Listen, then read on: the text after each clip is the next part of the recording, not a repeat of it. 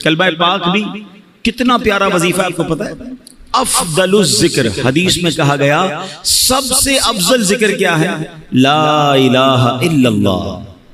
اب کتنا پڑھتے ہیں کلمہ پاک؟ اچھا اگر سوال کروں میں، کون کون یہ چاہتا ہے کہ مرتے وقت میری زبان پر کلمہ پاک؟ سبحان اللہ، ہر مسلمان چاہتا ہے۔ کیونکہ کیوں چاہتا ہے؟ حدیث پاک میں مضمون ملتا ہے نا کہ جس کا آخری کلام لا الہ الا اللہ محمد الرسول اللہ صلی اللہ علیہ وسلم ہوا، مضمون حدیث کا کلمہ پاک ہوا، وہ دخل الجنہ، وہ جنت میں چلا جائے گا۔ ہر مسلمان چاہتا ہے یا اللہ مرتے وقت کلمہ نصیب کرنا۔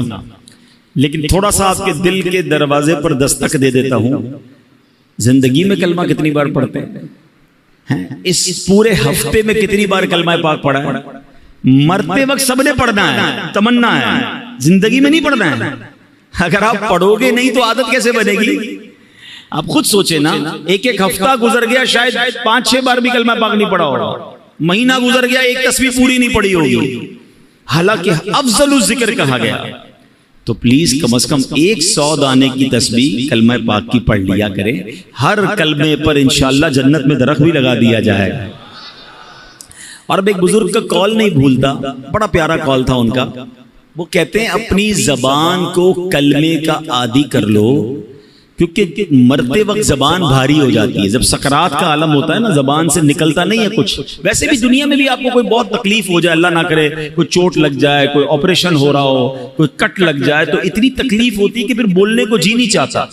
سکرات تو بہت زیادہ تکلیف کا وقت ہوتا ہے، بہت زیادہ یوں سمجھیے کہ ٹینشن کا وقت ہوتا ہے۔ تو بزرگ نے فرمایا کہ اپنی زبان کو کلمے کا ایسا عادی کر لو کہ جب زبان بھاری ہو جائے تب بھی تمہاری زبان سے کلمہ نکل جائے۔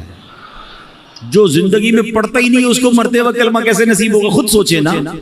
تو عادت ہونی چاہیے روزانہ کلمہ پاک لا الہ الا اللہ محمد الرسول اللہ، یا ایسا کریں کہ 10-12 بار لا الہ الا اللہ پڑھ لے، پھر 2-3 بار محمد الرسول اللہ پورا پڑھ لے، لیکن یہ پڑھتے رہیں، جتنا ہو سکے پڑھتے رہیں، تو انشاءاللہ آپ کو ذکر الہی کا بھی ثواب ملے گا اور کلمہ پاک کی برکتیں نصیب ہوں گی۔